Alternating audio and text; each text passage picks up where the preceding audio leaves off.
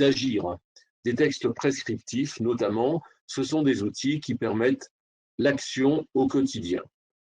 Nous tirerons nos exemples de 3 ouvrages publiés chez Nathan, Croque-Ligne pour le CP, Pépite chez Magnard en CM1 et puis Croque-Feuille chez Nathan en CM2.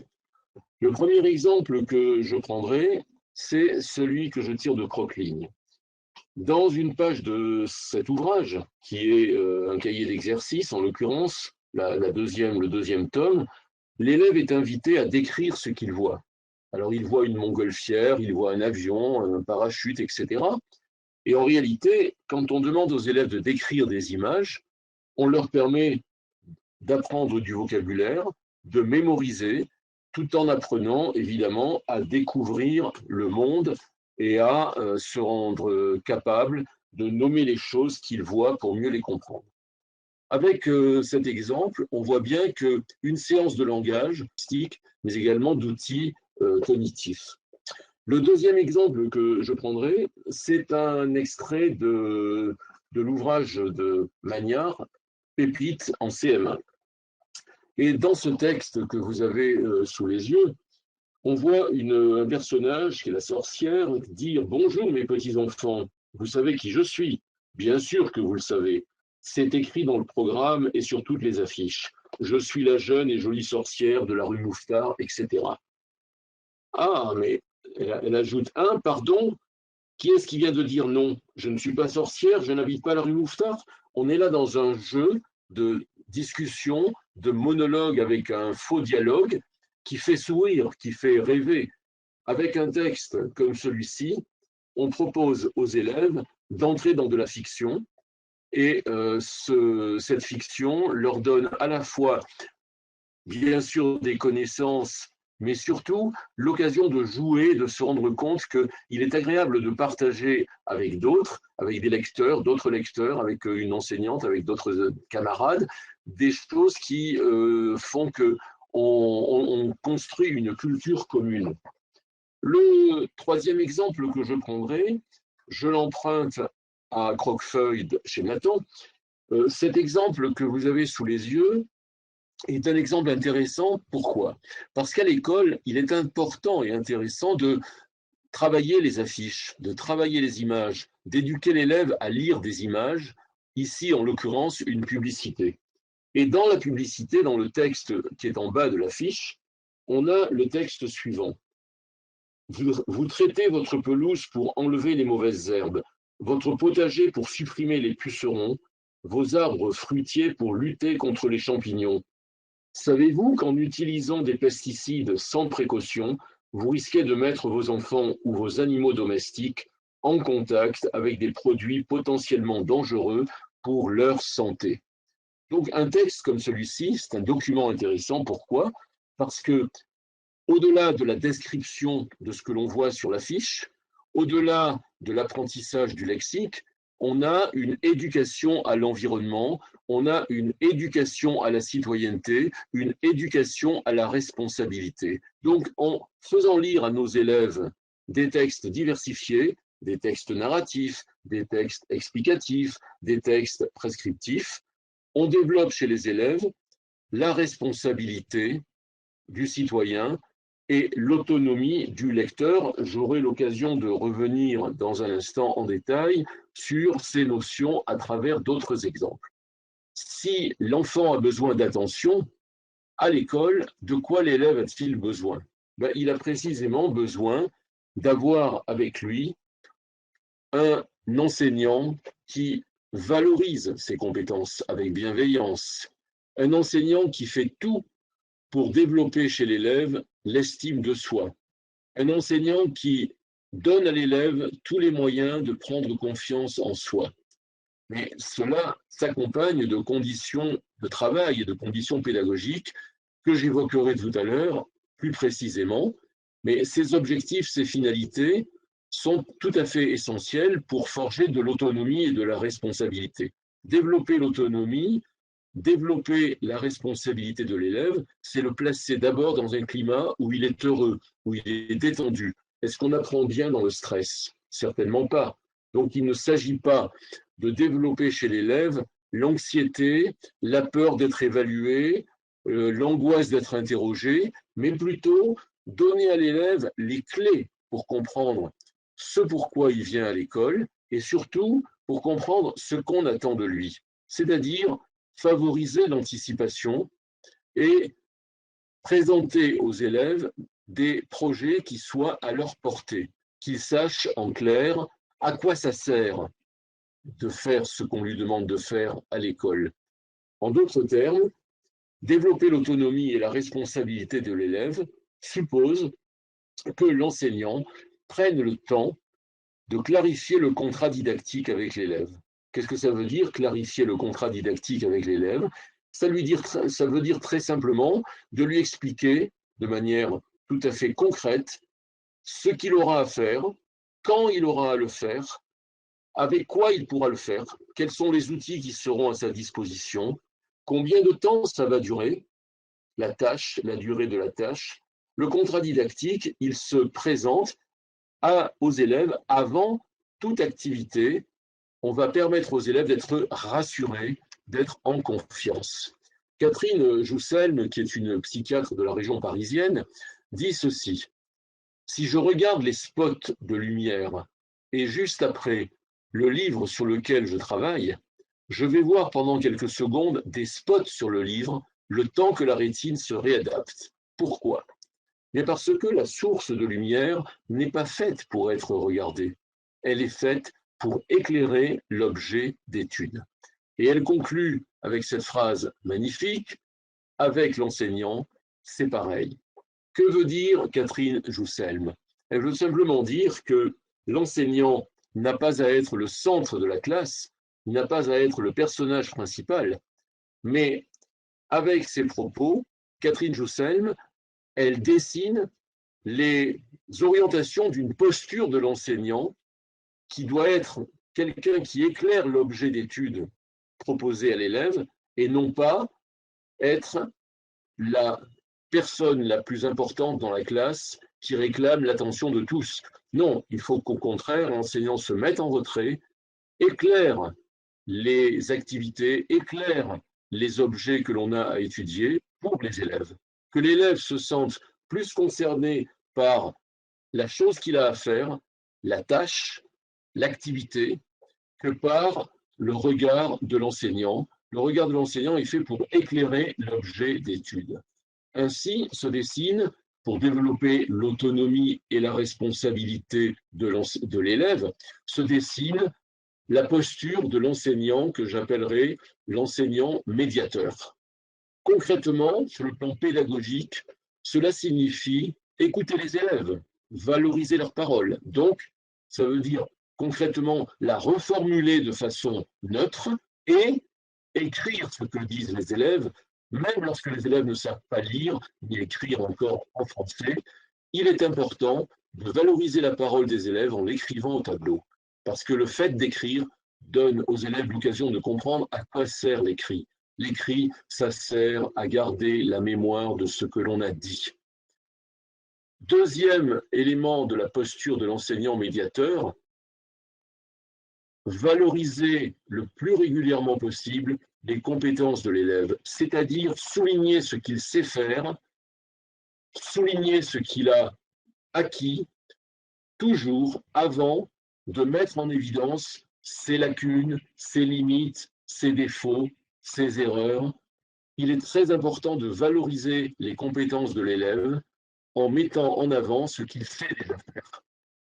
Troisième étape, dans la posture de l'enseignant médiateur, tous les jours, les élèves devraient entendre dans la bouche de leur enseignant: tu peux te tromper, tu as le droit de te tromper, tu viens à l'école parce que tu as le droit de te tromper. C'est-à-dire qu'il faut légitimer l'erreur, les essais, les tâtonnements comme des étapes naturelles, obligées, incontournables de l'apprentissage.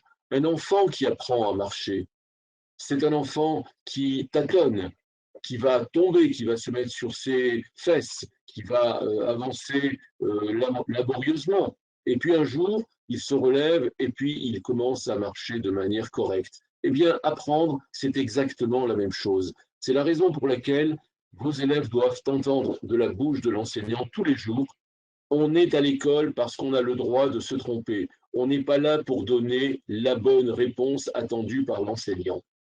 Si bien que, quatrième élément pour développer la posture de l'enseignant médiateur, quand un élève propose quelque chose, il ne faut jamais valider immédiatement ce qu'il dit, ni sur votre visage, ni sur votre sourcil ou votre mou.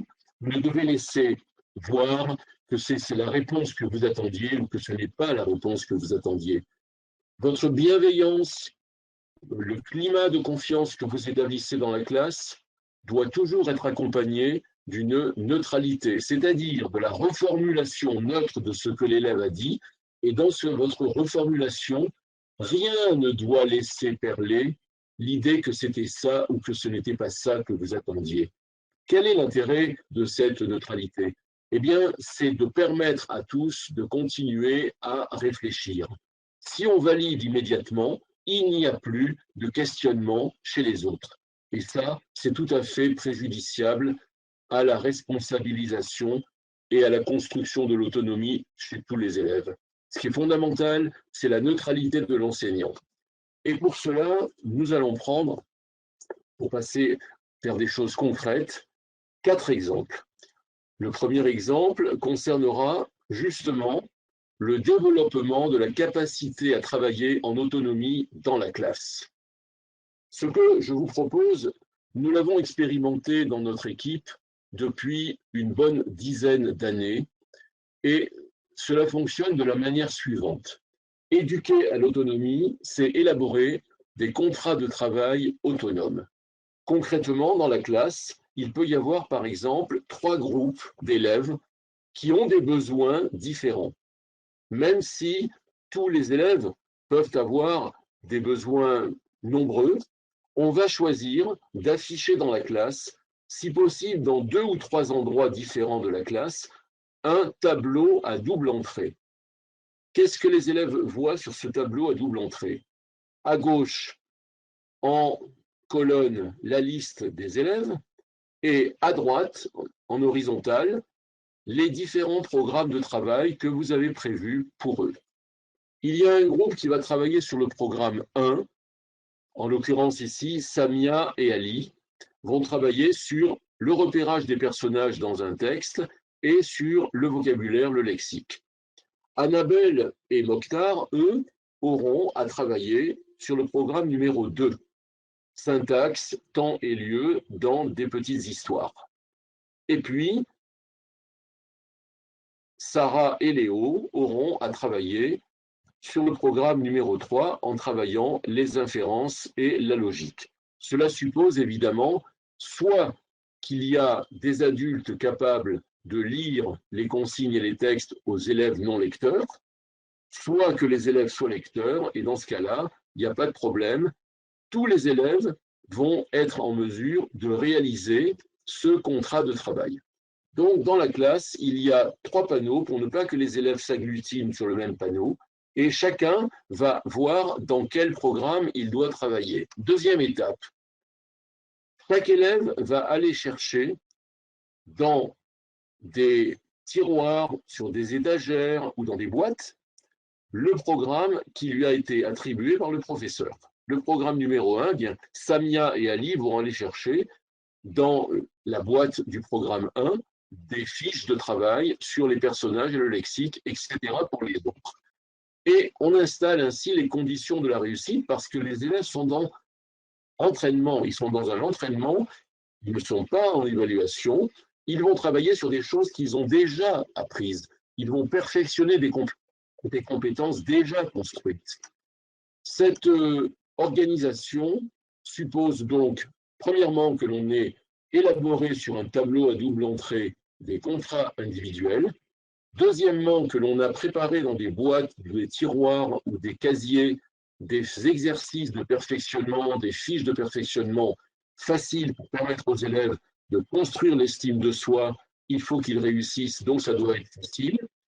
Et ces exercices, ces fiches sont classées. Les élèves vont aller les chercher ce n'est pas le professeur qui distribue, c'est l'élève qui va chercher dans les classeurs ou dans les boîtes les fiches sur lesquelles il aura à travailler. Que fait l'enseignant? L'enseignant, il indique à tous les élèves qu'ils peuvent s'appuyer sur tous les outils possibles, les livres, les manuels, les carnets, les affichages. Ils peuvent même travailler à plusieurs, à deux, et s'entraider. Les élèves doivent savoir qu'ils peuvent s'entraider ou s'aider de tous les outils possibles pour réussir. Et enfin, cinquième étape, on explique aux élèves que lorsqu'ils auront terminé leur travail, ils pourront aller chercher les fiches autocorrectives que vous avez préparées dans un autre espace. Elles sont plastifiées, comme ça vous pouvez les réutiliser. Et ces fiches autocorrectives, les élèves vont aller les chercher lorsqu'ils ont terminé de travailler sur la fiche numéro 1, par exemple. Ainsi, chaque élève travaille à son rythme. C'est ça, forger de l'autonomie. On ne travaille pas tous en même temps sur les mêmes choses, on travaille à son rythme et on va pouvoir aller vérifier quand on le voudra si ce que l'on a fait est correct avec la fiche autocorrective. C'est une manière de construire de la confiance, de la détente, de la sérénité chez les élèves. C'est une manière de forger de l'autonomie parce qu'on n'apprend pas bien quand on est dans le stress, on apprend bien quand on est dans le respect de son rythme d'apprentissage. Le deuxième exemple, je le prendrai dans un extrait de Terre des mots en CM1, c'est un texte qui va servir de séance de lecture. Qu'est-ce que c'est qu'une séance de lecture? Eh bien, c'est un atelier de compréhension de texte que l'on va appeler un ACT. Un atelier de compréhension de texte, on va pouvoir le mettre en œuvre avec un petit groupe d'élèves, c'est beaucoup plus efficace si, justement, préalablement, on a habitué tous les élèves à travailler en autonomie. Ainsi, dans la classe, il peut y avoir un groupe d'élèves en autonomie qui ont un programme de travail autonome et un autre groupe qui est avec l'enseignant et qui va travailler la séance de lecture. Cette construction de l'autonomie, vous le voyez, s'inscrit dans la durée. Il faut du temps, il faut parfois 2, 3 semaines, parfois même un peu plus, pour que les élèves s'habituent à travailler sans venir déranger l'enseignant, avec tous les moyens, tous les outils dont je viens de parler sur le travail en autonomie. Un petit groupe d'élèves en ACT doivent entendre tout d'abord qu'ils ont le droit de tout dire. C'est un espace de parole libre. On leur lit le texte ou ils le lisent seuls, mais ils peuvent réagir en toute liberté. Et surtout, il faut leur expliquer que la séance de lecture a pour objectif de construire la compréhension du texte à travers un questionnement posé par l'enseignant, un questionnement très sobre sur lequel je vais venir dans un instant. Dans l'exemple que je prends, recette de cuisine extrait de Terre des mots CM1, l'enseignant va poser 2 ou 3 questions et pas plus. Et il faut que ces questions soient ouvertes pour favoriser la prise de parole. Autonomie, responsabilité, ça veut dire laisser la parole libre aux élèves et ne pas les laisser croire que répondre aux questions, c'est répondre comme la maîtresse le veut. Répondre aux questions, c'est réfléchir et dire librement ce que l'on veut. C'est ça l'apprentissage de l'autonomie. C'est là que la neutralité de l'enseignant est fondamentale. C'est parce que l'enseignant reste neutre que les élèves continuent à réfléchir par eux-mêmes, de manière autonome. Dans le texte qui est proposé ici, Recette de cuisine, c'est un texte narratif de Bernard Friot, c'est un texte un peu fantaisiste, où on imagine qu'une pomme golden discute avec une pomme de terre, et la pomme golden raconte ce qui est arrivé à sa meilleure amie, la pomme de Rainette, la pauvre, elle est devenue compote. Elle a été réduite en compote par 2 individus qui se sont emparés d'elle, un homme tout en blanc, c'était un cuisinier, et une jeune femme en tablier bleu, c'était l'aide du cuisinier. Vous voyez, un texte comme celui-ci, c'est un texte amusant, c'est un texte drôle, un texte qui fait rêver, mais la séance de lecture, on doit l'aborder de façon très sereine, très ouverte. Il faut absolument éviter de poser des questions fermées ou des questions trop précises.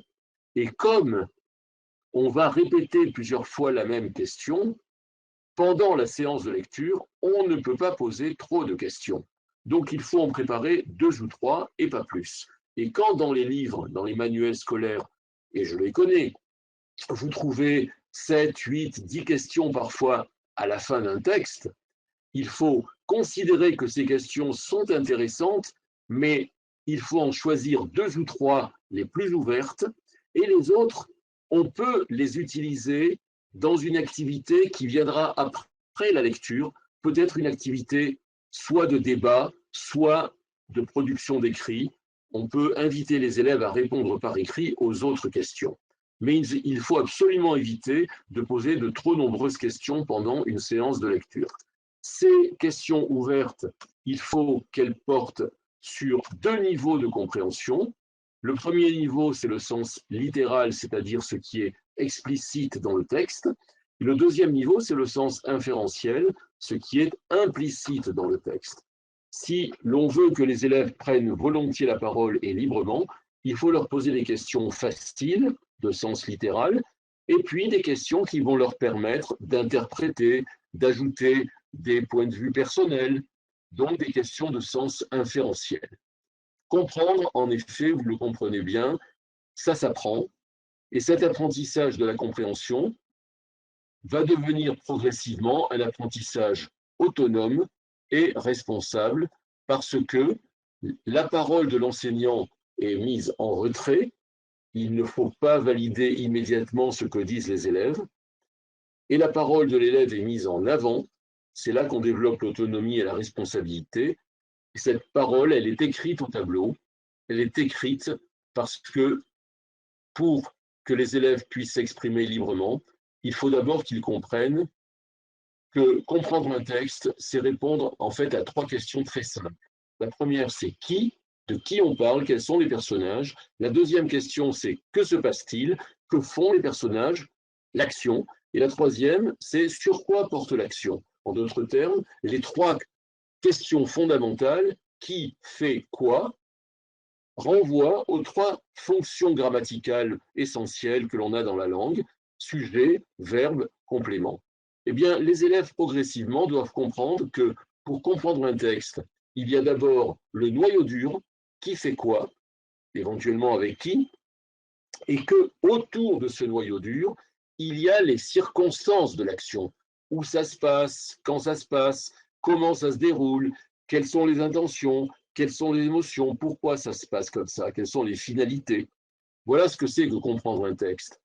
Qui fait quoi, et autour, les circonstances. Vous voyez comment la grammaire est un outil de compréhension merveilleux, parce que avec la grammaire, on a les compléments essentiels, COD, qui fait quoi, et on a les compléments non essentiels, les circonstanciels, où, quand, comment, pourquoi. Les élèves apprennent ainsi à se poser des questions fondamentales, et pour forger de l'autonomie, ils intègrent ce questionnement autour des questions clés que l'on se pose quand on lit un texte: qui fait quoi, les personnages, l'action, et ensuite les circonstances, où ça se passe, quand ça se passe, le temps et le lieu.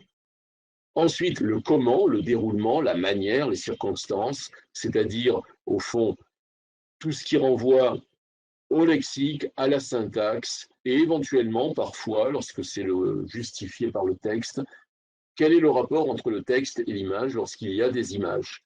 Et enfin, pourquoi, quelles sont les intentions, quelles sont les émotions, quelle est la finalité de l'action. On répond à la cohérence du texte, à la logique du texte, au raisonnement que les personnages tiennent pour agir de telle et telle manière. En d'autres termes, forger de l'autonomie et de la responsabilité, c'est tout au long de sa scolarité, de la maternelle jusqu'à la classe du collège, la 6e, 5e, etc., c'est intérioriser un questionnement autour de qui, quoi, comment, où, quand, pourquoi. En d'autres termes, QQ, c'est occuper pour mémoriser facilement ce questionnement qui devrait devenir une sorte de réflexe. Questionnement que l'on peut mener, comme je l'ai dit tout à l'heure, au niveau littéral, mais que l'on peut aussi ouvrir vers l'interprétation, vers l'opinion personnelle, et donc que l'on peut ouvrir au niveau inférentiel. Il faut accepter sans valider ce que les élèves disent. Et cela dès le cours préparatoire avec, par exemple, là on a la première page de la méthode de lecture Timini au CP. On a également un texte extrait de Noisette au CP. Et dans ce texte, on voit bien que si l'on lit le texte de manière tout à fait liée au questionnement que je viens d'évoquer, on a Noisette amène les enfants rencontrer Jocelyn, qui, un gentil petit fantôme, il vit dans le grenier d'un château où, comme Noisette, Jocelyn invite Oscar et Malika à parcourir le château où il habite, l'action. Pour cela, d'un geste de la main, il permet aux trois amis de flotter et de passer à travers les murs. Comment? Comme un fantôme. Au début, connecteur de temps, on est dans le récit. Au début, Oscar est inquiet, mais finalement, tout se passe bien. On a des connecteurs de temps au début, finalement, et les enfants promettent de revenir très vite. Malika et Oscar ont encore des aventures à partager avec Jocelyn. Dès le CP, avec un texte court, on peut, avec les élèves, développer le qui, quoi, comment ou quand, pourquoi. Au passage, vous noterez que dans le texte proposé en CP, dans Noisette, comme dans la plupart des manuels de CP, les lettres muettes sont imprimées d'une couleur différente, mais elles sont là. Seulement, on habitue les élèves à lire d'abord le texte de manière un petit peu sélective. Qui, quoi, comment, ou quand, pourquoi. Je disais tout à l'heure, écrire au tableau ce que les élèves disent, oui, mais pas n'importe comment. Parce qu'avant la séance de lecture, avant la CT, on a préparé au tableau 3 colonnes, on est d'accord, on n'est pas d'accord, on ne sait pas. Et donc, chaque fois que les élèves proposent quelque chose, l'enseignant se tourne vers le tableau, répète ce que l'élève a dit, pose la question où je l'écris, dans la colonne de gauche, au milieu ou à droite, et ce sont les élèves qui disent où on doit écrire. Et puis, tout en écrivant, l'enseignant répète la même question, ce qui implicitement dit aux autres élèves, j'ai entendu cette réponse, mais sur cette question, on peut continuer à donner d'autres réponses. On apprend ainsi la liberté, on apprend l'autonomie, on apprend la responsabilité.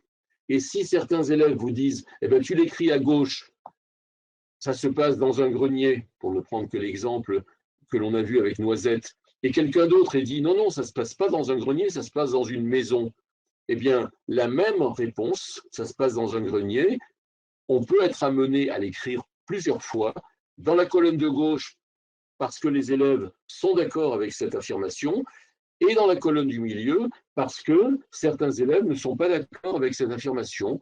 Au milieu, on écrit au grenier.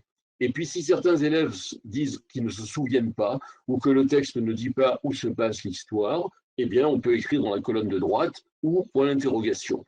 Donc, écrire au tableau ce que les élèves disent, c'est fondamental pour valoriser la parole de chacun.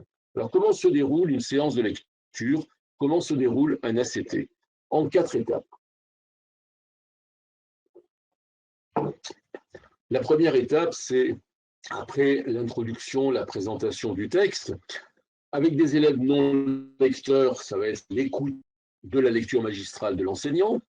Avec des élèves lecteurs, la première étape, c'est la lecture individuelle.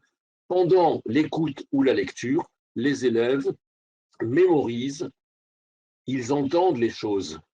Et comme on l'a dit dès le départ, que ensuite on va en parler du texte, mais sans le texte, il faut qu'ils mémorisent pour pouvoir intervenir. Donc ils mémorisent les choses et ils développent cette fonction imageante, cette fonction essentielle qu'on appelle la mémoire.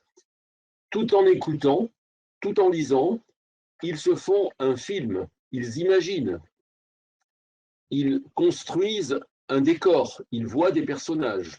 Donc l'élève imagine et il commence à interpréter et à comprendre, il infère.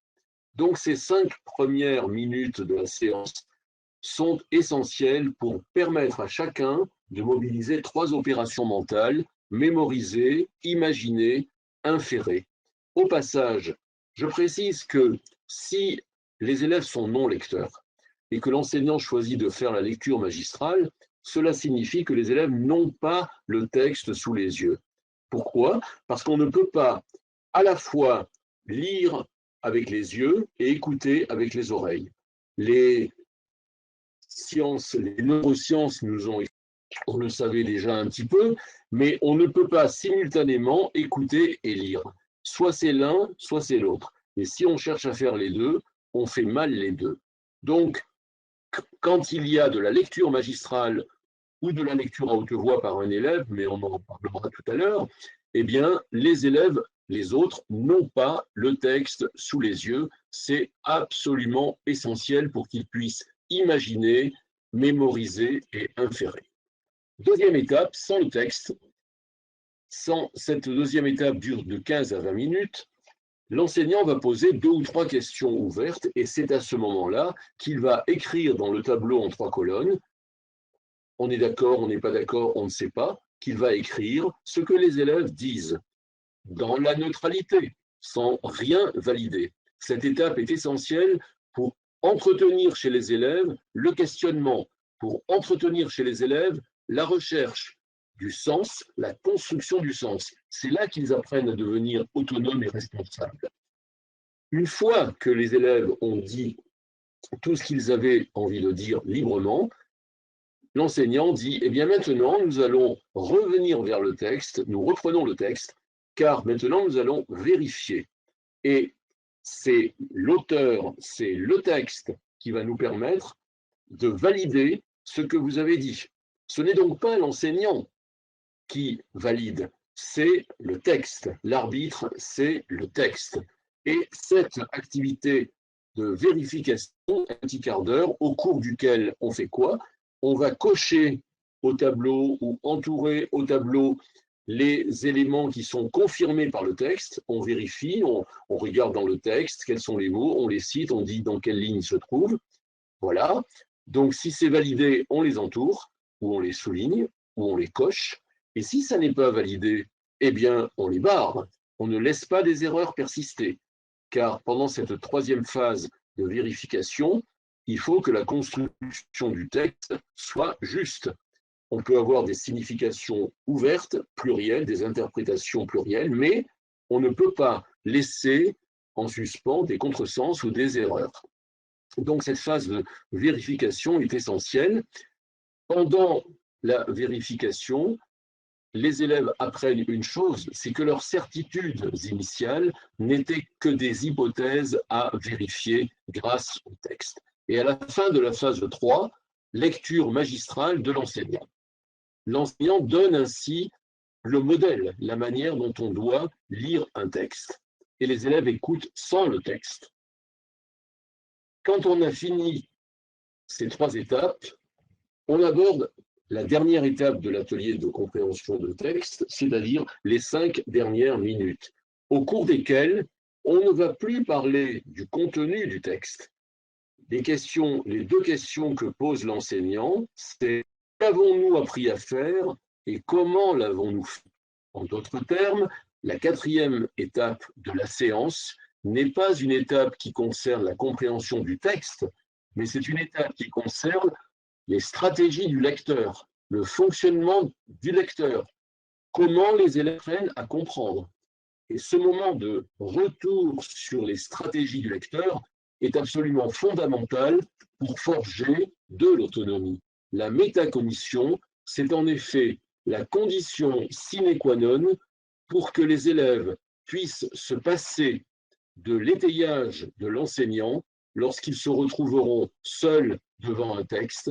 Il faut qu'ils apprennent à réfléchir sur ce qu'ils font, qu'ils prennent conscience de leur stratégie pour apprendre à comprendre. Donc ces 2 questions, vous les posez et les réponses que les élèves apportent à ces 2 questions, elles vont être très banales, très simples. On a écouté, on a relu un passage, on a lu le texte, on a discuté, on a cité tel ou tel mot, on s'est confronté, on a argumenté progressivement. Et au début, dans les petites classes, ceci sera très difficile et ils ne diront pas tout ce que vous attendez. C'est normal. Soyons patients. Mais au fur et à mesure, chaque fois que les élèves disent quelque chose dans cette phase 4, vous écrivez sur une affiche, pas au tableau, sur une affiche, parce que l'affiche, on peut la plier, la rouler et la ressortir à la séance suivante. Donc, vous écrivez sur une affiche les remarques des élèves ou sur un TBI, si vous pouvez conserver le fichier sur un TBI ou un TNI.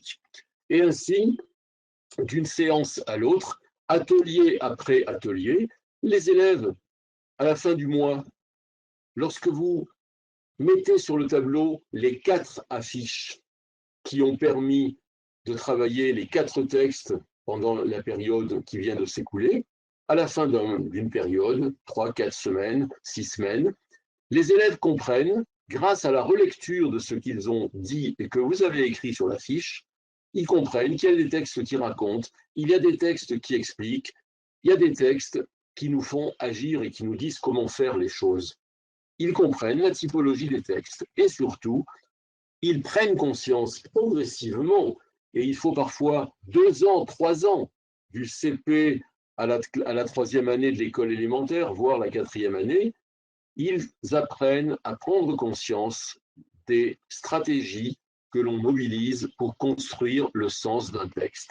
C'est-à-dire qu'ils sont en train de développer leur autonomie grâce à une posture réflexive.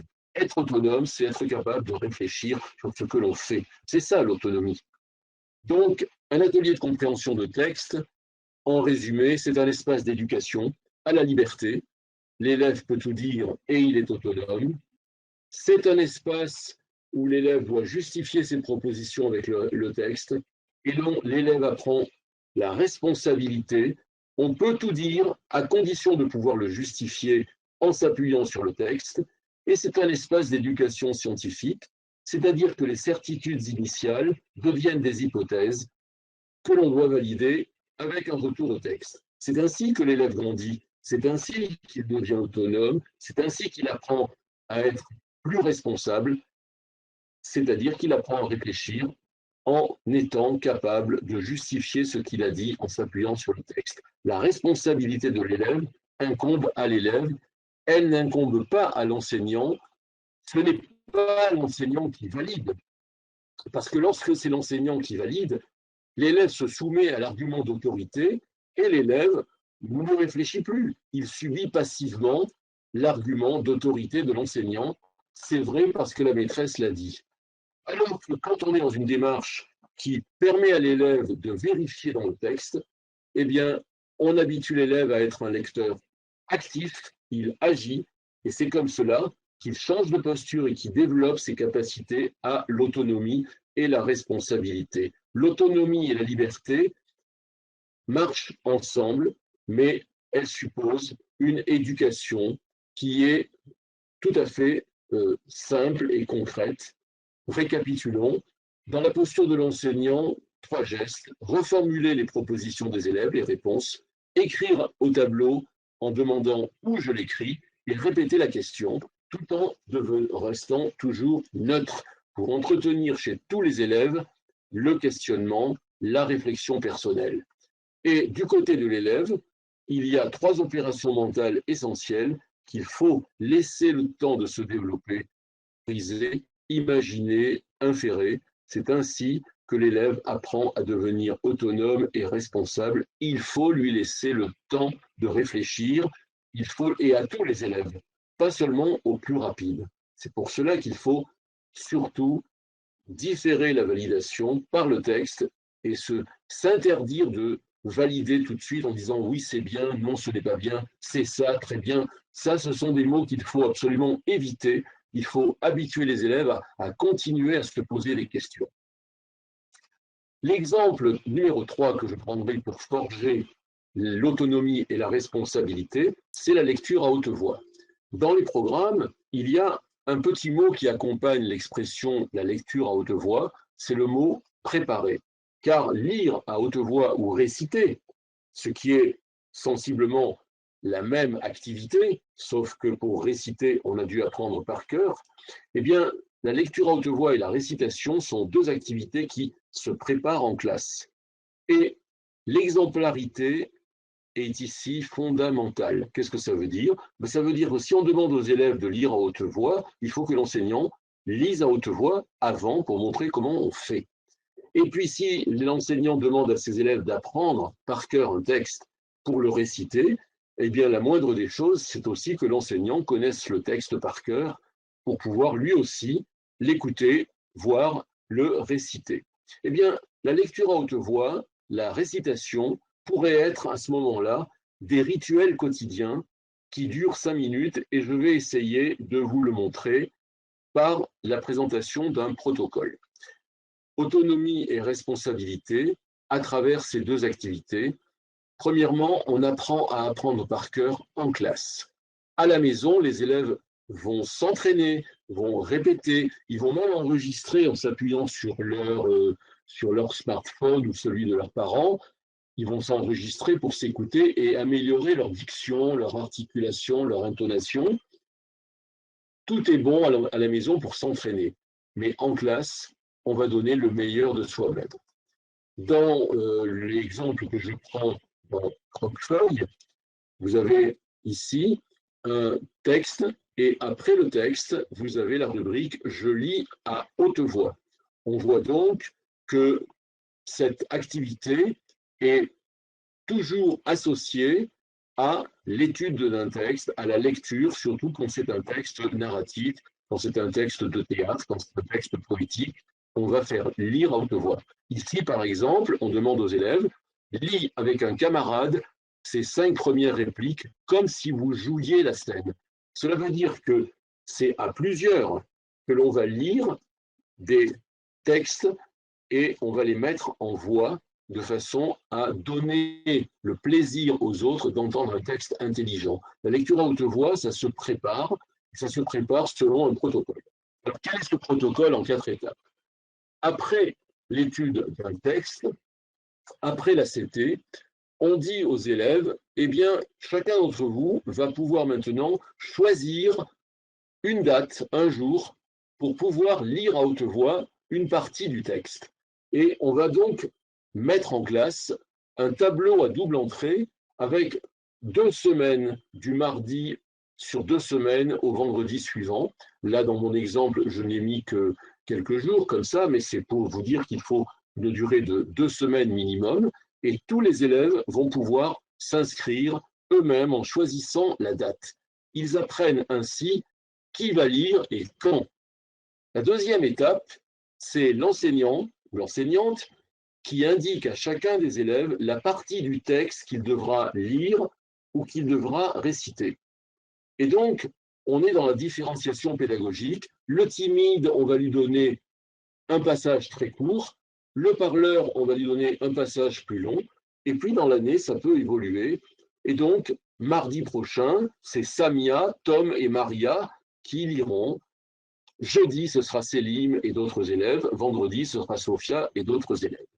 Troisième étape, avec les élèves, on va mettre sur une affiche les critères de réussite. Que doit-on faire pour bien lire à haute voix? Et ce sont les élèves eux-mêmes qui vont vous dire « j'articule, je dois mettre l'intonation, on doit parler fort, on doit respirer, on doit écouter les autres ». C'est-à-dire que l'on va, avec les élèves, clarifier le contrat didactique, clarifier les démarches à mettre en œuvre pour bien lire à haute voix. On donne aux élèves tous les moyens de réussir. Et enfin, quatrième étape, on explique avant toute chose que cette lecture ou cette récitation vont être évaluées, c'est-à-dire valorisées, mises en valeur. Et donc, on explique aux élèves que cette évaluation ne se fera qu'à la fin d'une période, c'est-à-dire à la fin du mois ou à la fin d'une période de 5 ou 6 semaines, au moment où chacun des élèves aura lu 2 ou 3 fois, aura récité 2 ou 3 fois. En d'autres termes, c'est après plusieurs performances que les élèves vont pouvoir être évalués sur les critères de réussite que l'on a retenus ensemble. Donc, les élèves connaissent la règle du jeu. Voilà comment se prépare la lecture à haute voix. Au passage, j'ai noté dans une classe de CE1 d'autres critères proposés par les élèves eux-mêmes. En bleu, on voit bien que ce sont des critères de réussite qui concernent la communication non verbale, je me place face aux autres, je regarde le public. Vous voyez, il y a d'autres compétences, d'autres critères de réussite que l'on peut mobiliser et que l'on peut mettre dans la fiche des critères de réussite. Cette affiche, elle va évoluer tout au long de l'année. Et puis, en noir, sur l'écran, vous voyez, je mets le ton qu'il faut, je sais à qui je parle, je sais pourquoi je parle, pour raconter, pour expliquer, pour décrire. Et là, on voit bien que les élèves sont parfaitement capables de comprendre que l'on va changer de ton selon que l'on décrit, que l'on raconte, que l'on explique, que l'on dialogue avec quelqu'un. Tout cela, ils le savent et ils le sentent, mais il faut encore l'expliciter avec eux et l'écrire pour qu'ils en prennent bien conscience. C'est à ce prix qu'on forge de l'autonomie et de la responsabilité. Alors, comment est-ce qu'on prépare la lecture à haute voix dans les classes de CE1, CE2? En CP, on apprend plutôt à mémoriser, à réciter des petits textes, des comptines. À partir du CE1, du CE2 et dans les autres classes, on va apprendre à lire à haute voix. En collectif, après l'étude du texte, on va rechercher les groupes de sens. On va écrire avec des barres les groupes de sens sur le texte. On va repérer la ponctuation. On va donc permettre aux élèves d'apprendre à quel endroit on doit faire des pauses. On va repérer les dialogues, les tirets, les guillemets. Le changement de ton est conditionné par cela. Ça, c'est la première étape. La deuxième étape, individuellement ou à plusieurs, en classe, puis à la maison, chaque élève va s'entraîner pour dire ou pour lire la partie du texte qui lui a été attribuée par l'enseignant. Cette étape est nécessaire pour favoriser la réussite de tous et leur permettre de donner le meilleur d'eux-mêmes. Enfin, le jour où ils vont lire à haute voix, où ils vont réciter, par groupe de 3 ou de 4 élèves, ce jour-là, les 3 ou 4 élèves viennent debout devant leurs camarades. Derrière eux, il y a l'affiche des critères de réussite. Les autres élèves, ils n'ont pas de texte sous les yeux. Ils écoutent, sinon ils ne pourraient pas écouter s'ils avaient le texte. Et donc, chaque jour, 3 ou 4 élèves vont mettre en voix un texte. Ils vont soit le réciter, soit le lire devant leurs camarades. Ça dure 5 minutes. C'est pas long, mais si tous les jours, 3 ou 4 élèves lisent à haute voix en classe, et si 3 ou 4 élèves récitent à haute voix dans la classe, vous voyez qu'à la fin de la semaine, déjà, la moitié de la classe est passée, et si on s'arrange pour que ce soit complémentaire à la récitation et à la lecture à haute voix, en une semaine, tous les élèves ont déjà eu l'occasion de dire ou de lire un texte à haute voix devant leurs camarades, et ils sont impatients le matin quand ils arrivent. 3 ou 4 élèves arrivent, ils se sont entraînés à la maison, ils ne pensent qu'à ça. On va donc mettre le rituel de la lecture à haute voix ou de la récitation au début de la journée, parce qu'ils ne pensent qu'à ça, ils n'écouteront rien avant. Et les autres, ils entrent en classe, ils sont tranquilles, ils sont détendus. Personne n'est stressé. Ceux qui ont préparé sont impatients, ceux qui n'ont pas préparé savent que demain, après-demain, ce sera leur tour, ils sont détendus, et chacun va pouvoir entrer en classe dans la sérénité. Autonomie et responsabilité passent par la sérénité des élèves. Ainsi, on développe les conditions de la réussite. La lecture à haute voix, quand elle est préparée, place les élèves dans une démarche de projet. Ils sont dans un climat de confiance qui leur permet d'anticiper. Ça développe chez eux de l'autonomie et de la responsabilité. Prenons un exemple concret. Un matin, un élève vient vous dire « Je n'ai pas bien dormi, j'ai mal préparé ma lecture ». Il n'y a pas de problème. Vous leur dites « Aujourd'hui, ce n'est pas grave, c'est moi qui vais te remplacer et demain, après-demain, tu vas t'inscrire sur une autre date pour pouvoir le faire à ton tour. » On n'est plus dans ce jeu de chat et de souris où c'est l'arbitraire de l'enseignant qui désigne qui fait quoi. On est dans une démarche où le contrat didactique permet aux élèves d'anticiper, d'être responsables de leurs choix, de les assumer et d'être véritablement autonomes dans leurs activités. Les élèves, par ailleurs, puisqu'ils doivent être à 3 ou 4 pour dire un texte, sont dans la coopération. Ils apprennent à s'écouter les uns les autres. Ils apprennent la solidarité. On n'est plus dans l'individualisme et on développe ainsi les 3 domaines de compétences de la langue orale, les compétences de communication, c'est-à-dire le langage non verbal, apprendre à respirer, articuler, parler fort, regarder les autres, les compétences textuelles, c'est-à-dire mettre le ton, raconter, décrire, expliquer en utilisant les mots et les tons qui conviennent, et puis les compétences de langue, c'est fondamental, surtout pour vos élèves marocains qui apprennent une langue étrangère. En faisant ce travail sur la lecture à haute voix et la récitation, vous leur permettez de mémoriser de beaux textes, d'apprendre du vocabulaire, d'apprendre de la syntaxe, et tout cela va leur permettre, au moment de la production d'écrits, de retrouver du matériau linguistique sans aucun effort, puisqu'ils l'auront appris par cœur ou qu'ils se seront entraînés pour le lire. Enfin, 4e exemple que je prendrai pour forger de l'autonomie ou de la responsabilité, c'est la possibilité de mettre en place des conseils d'élèves dans la classe, disons 1 fois par mois, 1 ou 2 fois par trimestre, ça dépend des choix que vous pouvez faire. À quoi servent les conseils d'élèves? Les conseils d'élèves concernent la vie de la classe ou la vie de l'école. Dans les conseils d'élèves, il y a un président, un animateur, un secrétaire, un gardien du temps. Ce sont des rôles qui vont circuler d'un conseil sur l'autre, mais qui responsabilisent les élèves. Et pendant les conseils d'élèves, l'enseignant est là, mais est en retrait. Il ne joue plus ce rôle de donner la parole. C'est le président, c'est l'animateur qui donne la parole, et les autres élèves apprennent, chacun à leur tour, à formuler leurs opinions personnelles, à exprimer leurs émotions en les maîtrisant, en mettant des mots. Et puis le conseil d'élèves, c'est pas juste pour faire joli.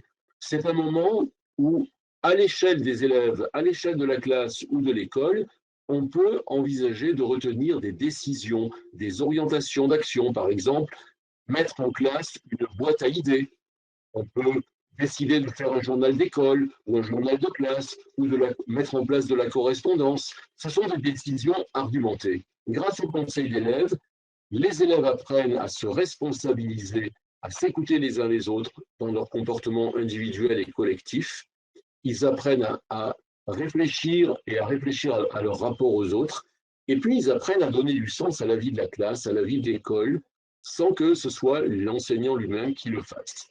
Ainsi, avec des conseils d'élèves, et nous le constatons chaque fois que cela est mis en place dans les expérimentations que nous faisons, les élèves apprennent qu'ils appartiennent à un groupe et cela renforce leur sentiment d'autonomie. Le savoir qu'ils appartiennent à un groupe leur donne de la force, de la sérénité, de la confiance en eux-mêmes. Et quand ce groupe prend des décisions, eh bien, chacun des élèves aura à cœur de vérifier que les décisions sont respectées, sont mises en œuvre. C'est-à-dire que là, on est dans le développement de la citoyenneté en acte. La responsabilité, c'est ça. Ainsi, le conseil d'élèves encourage l'autonomie, l'initiative des élèves, développe leur esprit critique, suscite la solidarité, la coopération, leur capacité à respecter les autres et à respecter les différentes opinions des uns et des autres. Le conseil d'élèves constitue un instrument privilégié pour construire une culture commune qui porte des valeurs de respect, d'écoute, de coopération, de solidarité. On n'est pas dans la concurrence, on n'est pas dans celui qui est le plus rapide, on est dans la co-construction d'un projet de groupe. Cette démarche développe responsabilité et autonomie parce qu'elle initie à la démocratie. Et si cette question vous intéresse, vous pourrez aller sur le site du ministère de l'Éducation nationale en France, qui s'appelle Eduscol, education.gouv.fr. Vous tapez par exemple ressources, éducation morale et civique, conseil d'élèves, avec le lien que je vous mets sur l'écran par exemple, et vous trouverez d'autres fiches qui vous donnent des éléments pour développer la mise en place de conseils d'élèves. Ainsi, développer l'autonomie et la responsabilité forge une culture professionnelle pour l'enseignant qui différencie pour tenir compte de la diversité des élèves, qui se concerte avec ses collègues pour construire de la cohérence dans l'école et qui met en œuvre un projet d'établissement de façon à placer tous les élèves dans un climat de cohérence et de limpidité. Les élèves n'ont pas à s'adapter à des adultes qui ne se parlent pas. Ils sont dans une école dont la culture est commune, construite par des enseignants qui travaillent en équipe, et ils sont détendus, ils sont sereins, on ne les prend pas au dépourvu. Un contrôle surprise, c'est la pire des choses pour favoriser la révolte, la soumission, la docilité, la démotivation, la mésestime de soi. Mettre en place des contrôles surprises est une faute professionnelle si l'on vise le développement de l'autonomie et de la responsabilité. Clarifier le contrat didactique, permettre aux élèves d'anticiper sur ce que l'on attend d'eux, ce sont les meilleurs moyens de développer chez les élèves le sens de l'autonomie et le sens de la responsabilité. Donc nous avons vu en première partie 4 exemples qui favorisent l'autonomie et la responsabilité. Abordons maintenant la question de la santé culturelle de l'élève. Comment contribuer à la santé culturelle de l'élève? En dehors de l'école, l'élève est soumis à énormément de sollicitations. Internet, les écrans, les médias, toutes sortes de distractions, la musique, etc., la littérature de jeunesse, les activités sportives, tout cela fait que l'élève est submergé de sollicitations. Mais il est aussi, surtout, entouré par des écrans. Ordinateurs, et la preuve, c'est que nous-mêmes, en ce moment, nous sommes devant des écrans. Enfin, c'est pour mieux communiquer, je l'espère. Mais parfois, pour les enfants, les écrans font écran à la communication avec leur environnement. Parce que les adultes veulent des enfants, mais sans l'enfance. Ils veulent des adultes, des enfants calmes, qui ne font pas de bruit. Ils exigent pas de bruit, dans le calme, surtout. Et pour cela, on met des tablettes à la disposition des élèves. Les parents attendent des performances immédiates. Alors, question, les écrans, est-ce que c'est une solution? Est-ce que c'est un problème? En réalité, les écrans, ce sont des moyens, ils sont utiles, ce sont des outils, des médiations. Ce qui compte, c'est ce qu'on en fait. C'est l'utilisation de l'écran qui doit nous intéresser pour développer la culture. Quand l'écran, c'est un évitement de la relation, quand l'écran est un babysitter gratuit, presque pas gratuit d'ailleurs, alors ça n'est plus du tout de la culture, c'est plutôt de l'enfermement. Et c'est là qu'il y a un problème. Souvent, si l'on n'y prend pas garde, on voit que le monde d'aujourd'hui impose ou propose, ou fait semblant de proposer, le culte de la performance. Il faut aller le plus vite possible. Et le premier, il faut être dans l'efficacité immédiate et on est impatient. Mais ça, c'est très mauvais pour la culture. La santé culturelle de l'élève passe par autre chose, une éducation à l'acceptation de la nouveauté, de l'imprévu. Les écrans et tout ce qui est dans l'immédiateté favorise le prévisible rassurant, favorise le repli communautaire et individualiste, favorise le refus de l'autre et la peur de l'autre. Non, la santé culturelle des élèves, c'est autre chose. La santé culturelle des élèves, c'est prendre le temps, dans la lenteur, d'écouter les autres, d'échanger avec les autres, de communiquer avec les autres. Parce que sinon, la société deviendrait une foule de solitude. Les adultes seraient en permanence branchés sur leur portable et donc absents moralement, et les enfants seraient bien nourris, en bonne santé, bien habillés, mais dans une solitude telle qu'ils seraient dans une détresse psychique à force de rester confinés devant leur écran. Le risque, c'est bien d'avoir des enfants fascinés, hypnotisés, qui fabriquent une mosaïque d'asociaux construite par des réseaux dits sociaux, parce qu'en plus, les réseaux s'appellent réseaux sociaux, mais ces réseaux sociaux ne sont pas tellement socialisants. Et les élèves, les enfants, s'ils sont cantonnés devant leur écran, vivraient dans la solitude du coureur de fond. On peut être parfois dans la confusion entre l'information et la formation. En 15 secondes, on peut très bien avoir une information sur la date de naissance d'un personnage important, sur les conditions de vie des abeilles ou la fabrication du miel ou toutes sortes d'éléments qui sont de l'ordre de l'information, parce que Internet répond à ces questions-là. Mais l'information, c'est autre chose. L'information immédiate, c'est de la malnutrition culturelle, alors que la formation demande du temps. Il y a un pédopsychiatre qui s'appelle Serge Tisserand, qui a fait une étude sur 20 années où il analyse les conséquences sur les enfants et les adultes de la présence excessive des écrans dans la vie des enfants. Qu'est-ce qu'il constate? Eh bien, il constate un isolement, un repli sur soi, une misère linguistique, une pauvreté du langage, et plus préoccupant, une incapacité à la confrontation pacifiée. C'est-à-dire que les adolescents n'acceptent pas la remarque, ils n'acceptent pas d'être contredits. L'écran ne les contredit jamais. Ils n'acceptent pas l'argument du parent ou de l'enseignant qui consiste à lui expliquer que c'est pas tout à fait ça qu'il fallait penser ou dire et que peut-être il peut se tromper. Quand on laisse les élèves trop souvent et trop longtemps devant les écrans, on fabrique des êtres vulnérables qui sont capables de gober n'importe quoi, et surtout des infox et des mots d'ordre simplistes. Ces conséquences, Serge Tisserand les a observées de manière tout à fait scientifique et sur une vingtaine d'années. Il faut donc considérer que la règle qu'il a donnée de 0, 3, 6, 9, 12, connue maintenant, c'est une règle qui consiste à dire que avant 3 ans, pas d'écran du tout.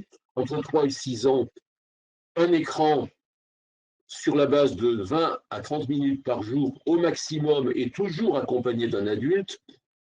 À partir de 6 ans, on commence à construire de l'autonomie et on habitue les élèves à aller chercher des informations sur Internet, etc. Mais pas trop non plus. 3, 6, 9, 12. Et puis à partir de 12 ou 15 ans, les élèves sont capables parce qu'on les a éduqués, sont capables d'aller chercher des informations et de les utiliser. Voilà comment il faut éviter la malnutrition culturelle, parce que la malnutrition culturelle, c'est perte de la qualité de l'expression, difficulté pour construire sa pensée, langage difficile, stress, voire agressivité, parce que quand on n'a pas les mots, on frappe pour attirer l'attention et s'affirmer.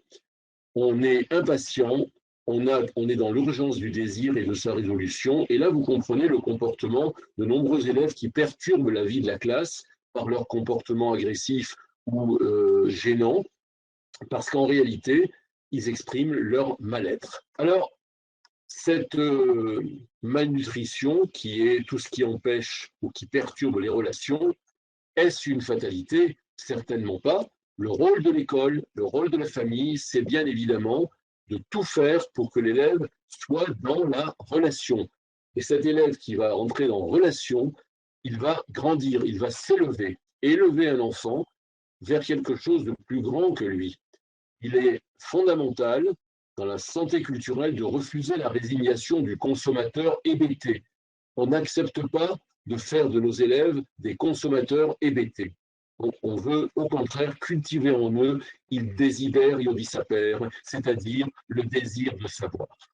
Ce désir de savoir, on va commencer par le développer avec ce que Vladimir Yankelevitch appelle le je ne sais quoi et le presque rien. C'est une formulation très intéressante parce que justement, la culture, on sait à peu près ce que c'est, et en même temps, c'est impossible d'enfermer la notion de culture dans une définition définitive.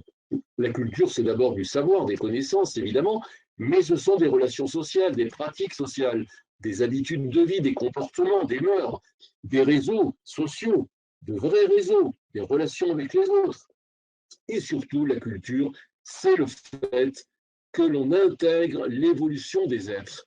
On intègre le fait que nous sommes tous inscrits dans du devenir, que nous sommes tous inscrits dans de l'altérité, nous sommes tous inscrits dans de l'évolution. La culture, c'est ce que l'on pourrait résumer avec le mot civilisation.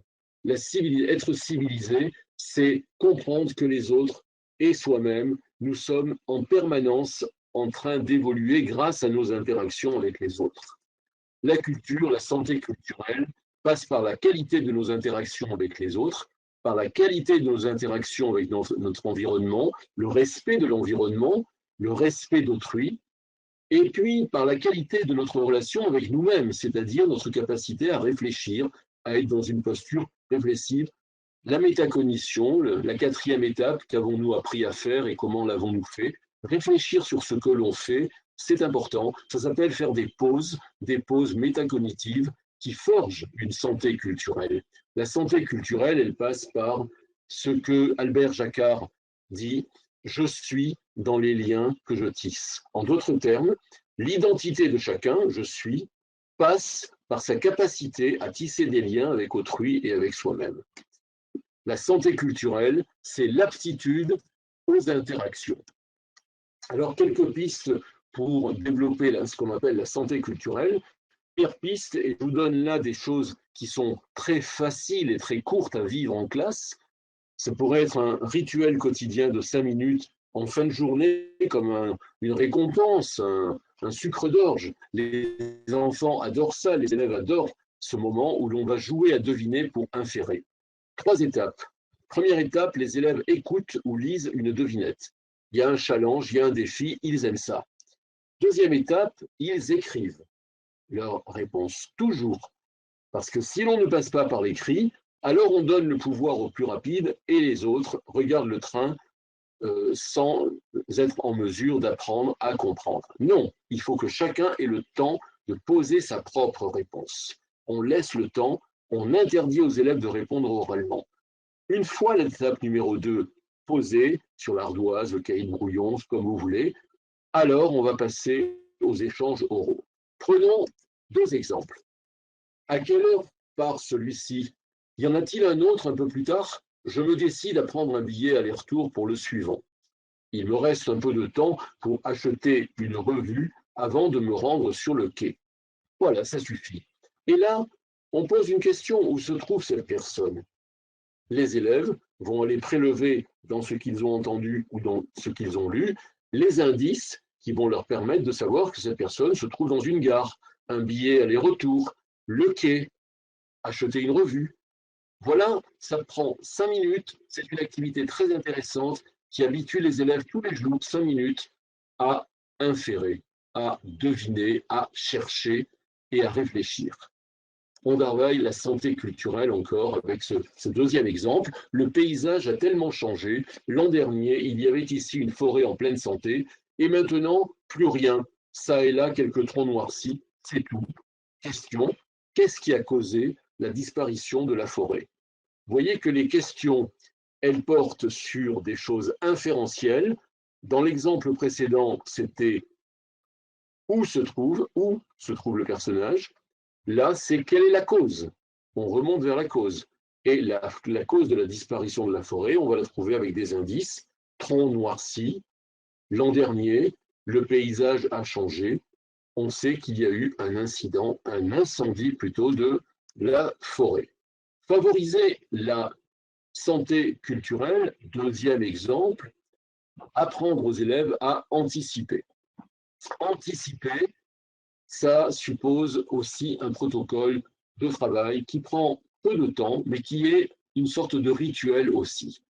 On est dans un exemple avec un texte explicatif. Il faut toujours que ce soit un texte explicatif pour pouvoir anticiper en s'appuyant sur les connaissances déjà là, en sciences, en histoire, en géographie, en éducation morale et civique. On choisit un texte explicatif. Ensuite, avant la lecture, on donne aux élèves 6 ou 7 affirmations. Soit c'est oral, s'ils ne sont pas lecteurs, soit c'est par écrit, s'ils sont lecteurs. Et les élèves entourent sur une feuille, s'ils sont non lecteurs, le visage qui sourit pour dire qu'ils sont d'accord, ou le visage qui ne sourit pas pour dire qu'ils ne sont pas d'accord, ou le point d'interrogation pour dire je ne sais pas. Et s'ils sont lecteurs, eh bien ils cochent dans les cases d'accord, pas d'accord, je ne sais pas, par rapport à chacune de ces affirmations. Troisième étape, on va mettre en place une séance de lecture-compréhension du texte, une séance d'ACT comme je l'ai présenté tout à l'heure. Et après la lecture, on va reprendre les affirmations. Avec les mêmes affirmations, cette fois, les élèves vont cocher d'accord ou pas d'accord. Quel est l'intérêt? Ben, tout simplement Vous voyez, avant la lecture du texte, je prends un exemple, les élèves cochent leurs réponses.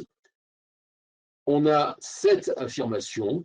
Ici, le cadran solaire sert à connaître l'heure. On peut utiliser le cadran solaire même s'il n'y a pas de soleil. La trotteuse est une petite trottinette. La clepsydre est une horloge. Le sablier permet de se laver les dents. Le sablier fonctionne avec de l'eau qui s'écoule. Le chronomètre sert à mesurer une durée. Et chaque fois, face à ces affirmations, eh bien, les élèves vont pouvoir cocher dans la colonne qui leur semble la plus appropriée. Ensuite, l'étape suivante, c'est la mise en place de la lecture, la CT, sur ce texte-là. Ce texte, on va le lire. Le voici. C'est un texte, on est en CE1.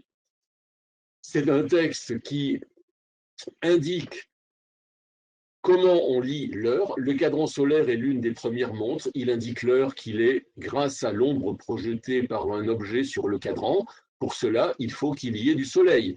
Donc, c'est un texte explicatif. On va le lire comme dans une séance de lecture. Et les élèves, parce qu'ils ont entendu les affirmations précédentes, vont lire ce texte de manière finalisée. Ils vont se focaliser sur les informations contenues dans le texte qui répondent aux affirmations posées préalablement. Dans la deuxième partie du texte, par exemple, ils voient la clepsydre est une horloge à eau. La quantité d'eau écoulée indique une durée. Le sablier permet de mesurer le temps grâce à du sable qui s'écoule, etc.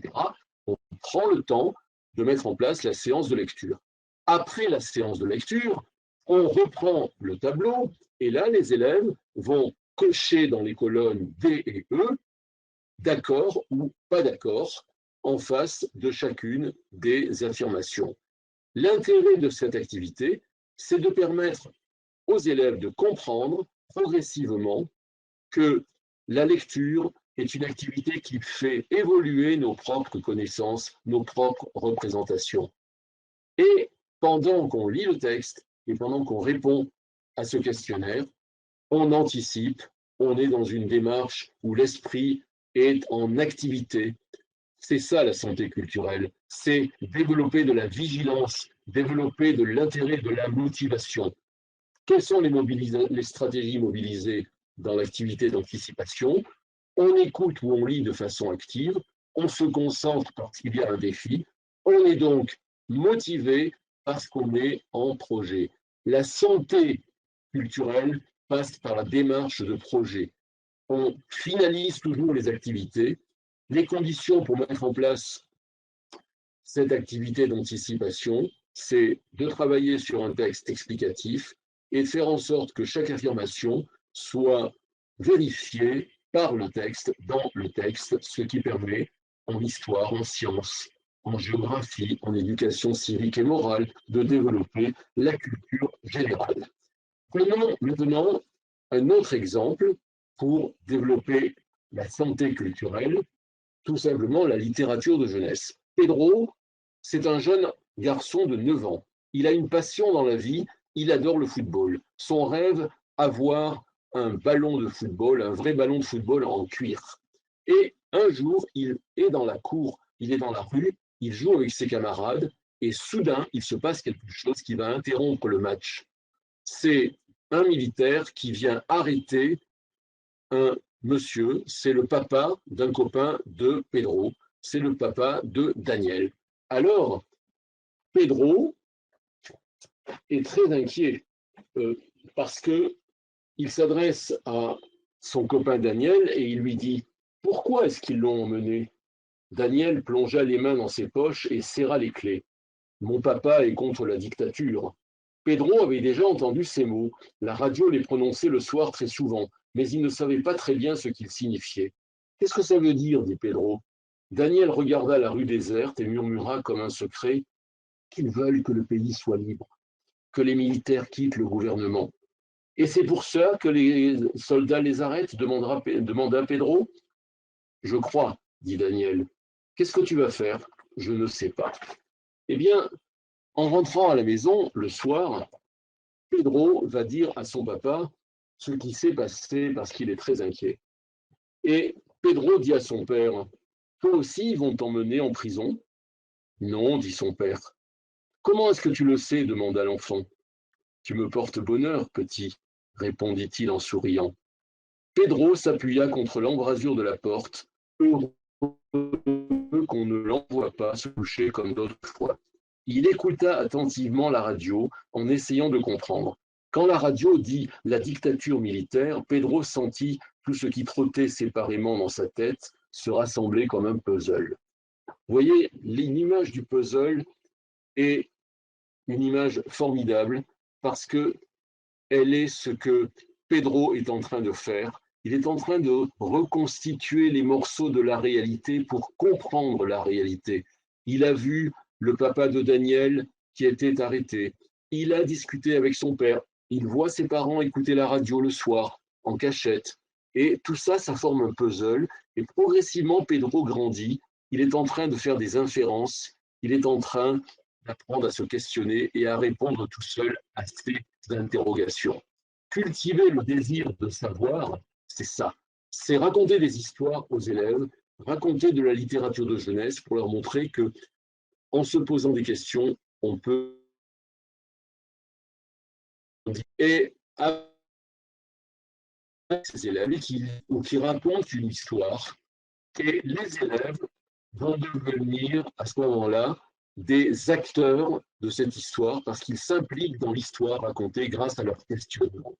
Et l'enseignant, c'est le médiateur qui va accompagner les élèves vers le texte. La santé culturelle consiste pour l'enseignant à être l'intermédiaire, le médiateur entre des textes littéraires simples, accessibles, forts et beaux et riches, et eux-mêmes, qui sont des apprentis lecteurs. Ainsi, l'amour du beau, du juste et du vrai, la rencontre avec l'émotion, la vibration, la jubilation de comprendre, ici par exemple avec l'exemple de la rédaction et du personnage qui s'appelle Pedro, le plaisir esthétique, tout cela cultive le désir de savoir et donne de la motivation aux élèves, mais tout cela, ça prend du temps, ça se fait dans la lenteur. C'est dans la lenteur qu'on apprend à gérer ses émotions, qu'on apprend que les autres ont les mêmes émotions, qu'on n'est pas tout seul. C'est dans la lenteur qu'on perçoit la légitimité de nos différences. C'est dans la lenteur que l'on comprend que les différences ont des vertus. Mon camarade sait les choses que je ne connais pas. Moi, je sais des choses qu'il ne connaît pas. Si l'on s'écoute, si l'on se parle, on peut grandir et apprendre des choses. Savourer le bonheur du partage, se construire dans la rencontre et dans la confrontation pacifiée, c'est cela, cultiver le désir de savoir, le désir de comprendre. Cultiver le désir de savoir par des lectures partagées, par des visites de musées, des rencontres, des expériences répétées, des essais, des tâtonnements, des erreurs qui sont des entraînements en réalité. La santé culturelle passe par l'acceptation de l'erreur, l'acceptation de l'échec. Les élèves qui n'acceptent pas de se tromper sont des élèves en danger, chez qui on a développé de manière excessive un perfectionnisme qui les empêche de chercher parce qu'ils veulent à tout prix trouver tout de suite la bonne réponse. Non, la bonne réponse, elle se trouve dans les interactions, dans les confrontations et grâce à la rencontre avec l'autre, dans la lenteur, dans la médiation, dans la patience. L'intelligence, c'est la santé culturelle. Cette intelligence, elle passe par la rencontre pacifiée avec les autres. L'éducation artistique dans ce domaine joue un rôle essentiel. La danse, le sport, tous ces éléments développent chez l'enfant l'intelligence, sa vie affective et émotionnelle, développent chez l'élève la maîtrise de son corps. C'est avec cet exemple-là, ce quatrième exemple, que la santé culturelle devient concrètement, au quotidien, l'occasion d'entrer dans des activités qui font rentrer l'élève dans la fonction symbolique, qui lui permettent de dépasser son individualité, de grandir, d'entrer dans une altérité qui est fondamentale. Conclure, car il est bientôt l'heure de conclure, on retiendra que pour l'enseignant, c'est d'entretenir de la confiance, de la bienveillance, mais aussi de l'exigence, en étant dans une neutralité et en entretenant le questionnement. L'enseignant, il répond à 4 enjeux, par son attitude, par son comportement, par sa posture. Enjeu esthétique, l'enjeu éthique, l'enjeu politique et l'enjeu pédagogique. Pour illustrer l'enjeu esthétique, je me permettrai de vous lire ce court texte qui est le suivant. Dans le couloir qui mène à la cuisine, c'est Christian Bobin qui parle à sa femme. Christian Bobin est un écrivain qui rend hommage à sa femme. Sa femme est décédée. Ils ont eu une petite fille ensemble. Et il lui parle comme si elle était encore vivante. Il lui rend hommage et il lui dit « Dans le couloir qui mène à la cuisine, tu as épinglé au mur, à 60 cm du sol, un calendrier représentant des peintures de Léonard de Vinci. Comme je m'étonne de le voir mis aussi bas, tu m'expliques qu'ainsi, il est à la hauteur des yeux de l'enfant, qu'elle passera devant plusieurs fois par jour, et que la beauté nous instruit autant que le reste, peut-être plus que le reste. Je te reconnais dans ce souci. Je ne vois pas de plus magnifique preuve d'intelligence que d'avoir pensé à mettre cette peinture à cette hauteur-là, exactement. L'intelligence, c'est proposer à l'autre ce qu'on a de plus précieux, en faisant tout pour qu'il puisse en disposer, s'il le souhaite, quand il le souhaite. L'intelligence, c'est l'amour avec la liberté. Alors quand on a des textes aussi beaux, aussi forts, aussi simples, eh bien, donner aux élèves l'accès à la beauté au quotidien par de belles reproductions de tableaux dans la classe, par un travail régulier sur l'éducation artistique, par une rencontre avec de beaux textes, alors on forge de la santé culturelle. L'enjeu esthétique, c'est de ne jamais oublier que la beauté nous instruit autant que le reste, peut-être plus que le reste, pour donner du plaisir dans les apprentissages. Le deuxième enjeu, c'est d'apprendre aux élèves que, telle une balance Roberval, eh bien, l'élève est comme une balance qui doit peser en permanence l'équilibre entre les droits et les devoirs. Le droit de chercher, de se tromper, de tâtonner doit être aussi important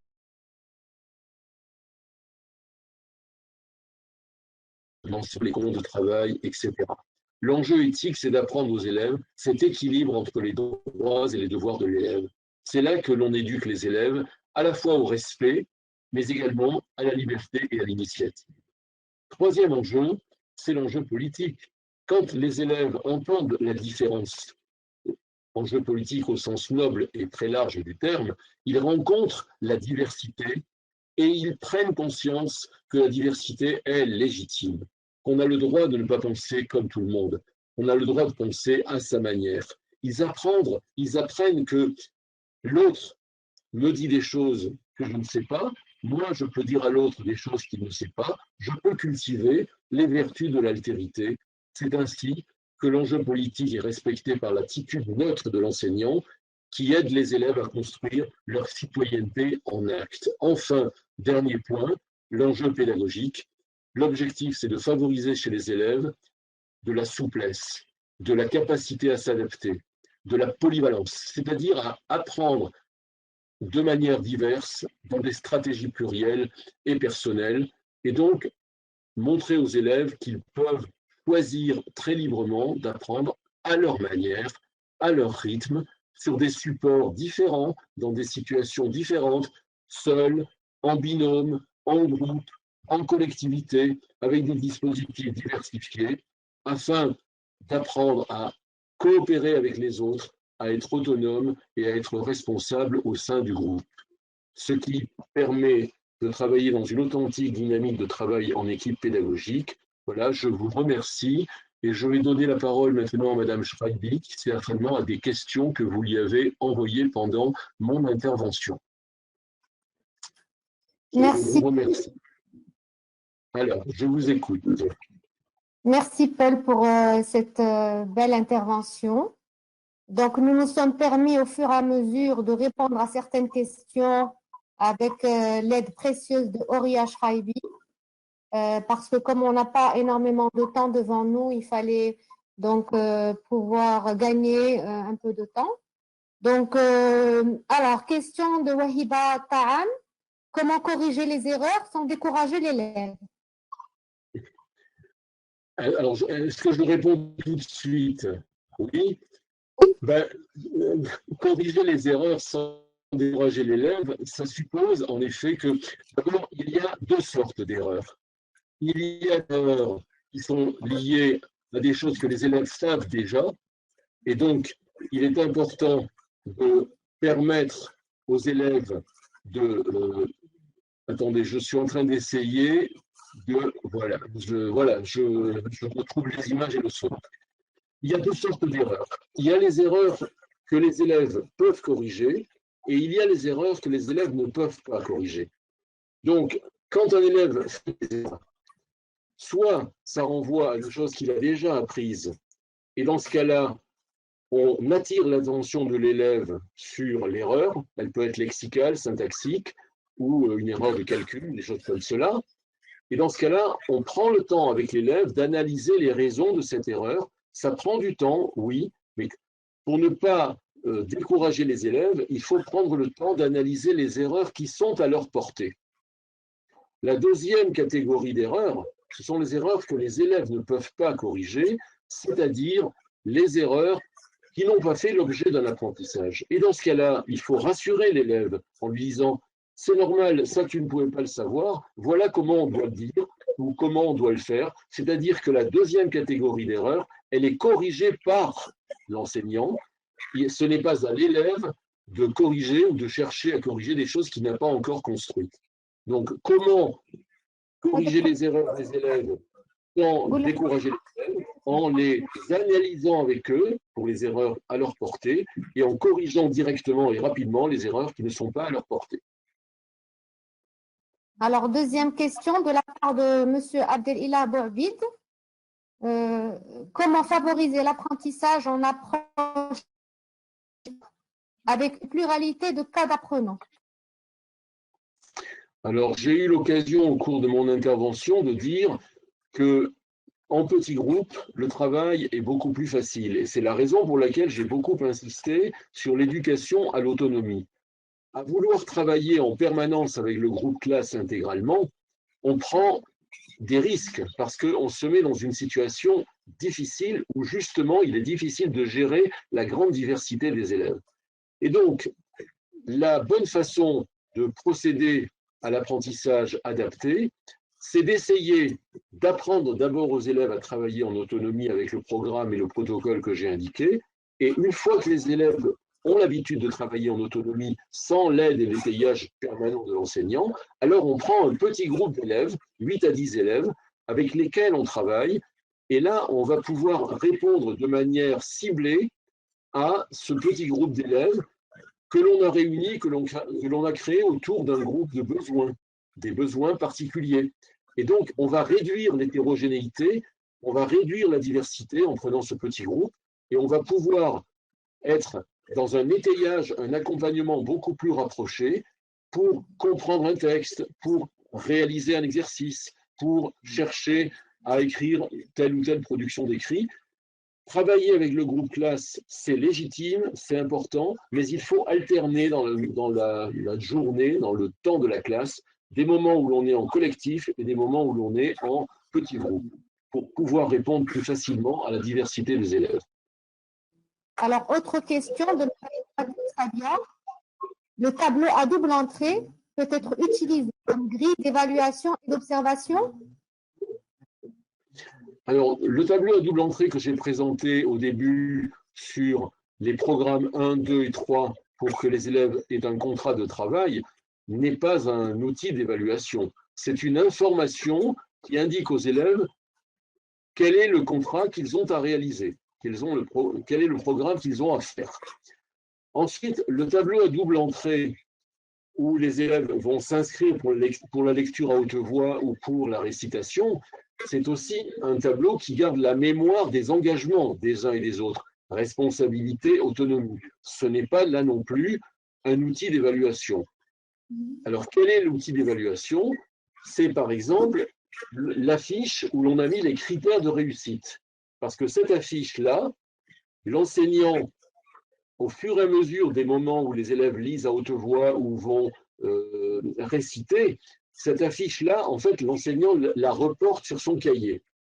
Et chaque fois qu'un élève récite ou lit à haute voix, face à chacun des critères de réussite, l'enseignant va mettre un plus ou un plus plus ou un petit moins ou un moins moins à chaque fois que l'élève intervient.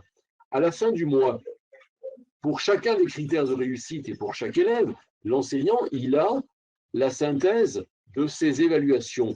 Et c'est la synthèse de ces évaluations qui va permettre à l'enseignant de dire à la fin du mois, en 15 secondes à chaque élève, pendant que le groupe classe est en train de réaliser un exercice, eh bien, l'enseignant, pendant 10 à 15 secondes, va passer voir chaque élève et va lui dire, grâce à cette grille que l'on appelle les critères de réussite, il va pouvoir dire aux élèves 2 points positifs et 1 conseil. Et c'est là que l'on a une évaluation. Cet outil d'évaluation, on le fait en différé. On peut faire la même chose d'ailleurs en production d'écrit ou en lecture ou en d'autres activités. Alors, autre question de Sihem Lamchashti. En fait, elle a une question. Comment améliorer la participation orale en classe et comment faire participer activement les élèves ayant des TA au processus d'apprentissage et d'évaluation? Alors, est-ce que tu peux, Nisrine, s'il te plaît, répéter la première question? Je n'ai pas bien entendu. Comment améliorer la participation orale en classe? Bon, alors on va déjà répondre à cette première question, on prendra la deuxième après. Alors, comment améliorer la participation orale en classe en valorisant l'oral, c'est-à-dire en montrant aux élèves que la prise de parole, c'est un acte important qui va donner lieu en différé à une valorisation, c'est-à-dire à une évaluation. Donc, comment favoriser la participation en classe en évaluant l'oral? Et pour l'évaluation de l'oral, il y a un module de formation que je mets à la disposition des enseignants qui le souhaitent sur la plateforme que la librairie des écoles va mettre en place incessamment sous peu. Ça, c'est comment favoriser la prise de parole en évaluant l'oral. Bon, la deuxième question, c'était… Comment faire participer activement les élèves ayant des TA au processus d'apprentissage et d'évaluation? Bon, les TA, c'est les troubles d'apprentissage, si je comprends bien. Alors, comment faire participer? Je crois que si on a des élèves qui ont des troubles de l'apprentissage, qui ont des difficultés à s'exprimer ou à écrire, il y a un travail à faire de manière plus rapprochée, c'est-à-dire justement, selon le modèle de l'autonomie que j'ai donné au début comme exemple, à constituer dans la classe, en mettant tous les élèves en travail en autonomie, à constituer dans la classe, par exemple, un petit groupe de 3 ou 5 ou 6 élèves et à accompagner de manière très rapprochée, très aidante, ce petit groupe d'élèves qui présenterait des troubles de l'apprentissage sur la prise de parole ou sur l'écriture ou sur la compréhension en lecture. Donc, une bonne façon d'améliorer les troubles de l'apprentissage et de motiver les élèves à parler ou à écrire ou à intervenir dans la compréhension de texte, c'est de différencier les dispositifs en classe et de travailler de manière très rapprochée, avec un étayage très rapproché, avec des petits groupes, parce que les élèves qui ont des difficultés à parler, eh bien, ils parleront plus facilement avec un petit groupe de 3 ou 4 élèves qu'avec un groupe de 28 ou 29 élèves. C'est beaucoup plus difficile pour les élèves. D'ailleurs, j'ai une question de Zakia Antaki, je pense qu'elle rejoint celle-ci. Est-ce que cette méthode est valable pour un des groupes de 6 élèves ou plus? Eh bien, la méthode, elle est valable pour un groupe classe normal, entre 25 et 30 élèves, dans lequel on va, dans la journée, constituer des petits groupes de besoins avec un objectif particulier. Mais cela n'est possible que si on a pris le temps pendant 2, 3, 4 semaines au début de l'année, ou même en cours d'année, bien sûr, on peut le faire, mais on doit d'abord habituer les élèves à travailler de façon autonome. Il faut qu'ils comprennent qu'ils sont capables de travailler sans avoir l'étayage de la maîtresse en permanence. Et qu'ils aillent chercher, soit dans des outils, soit dans la coopération en binôme, des aides pour réussir, et ils construisent de l'estime d'eux-mêmes, de la confiance en eux-mêmes lorsqu'ils réussissent et qu'ils vont consulter ensuite les fiches autocorrectives. À ce moment-là, parce que les élèves sont en autonomie, alors l'enseignant peut se consacrer à l'accompagnement de 2, 3, 4 élèves particulièrement en difficulté sur telle ou telle tâche. il faut que l'enseignant puisse se focaliser sur les élèves qui en ont le plus besoin. Très bien. Fatem Zahra Chara, est-ce qu'on peut appliquer cette méthode avec les élèves de CM1 et CM2? Et Bah, la réponse est oui, bien sûr. Bien sûr. Oui, bien sûr. Et j'ai une autre question de la part de Latefa Khafou. Bonjour, j'enseigne les classes de CM1, CM2, 6e et j'ai du mal à avoir des cours de communication orale avec tous les apprenants. Existe-t-il des moyens simples pour permettre aux élèves de communiquer en français?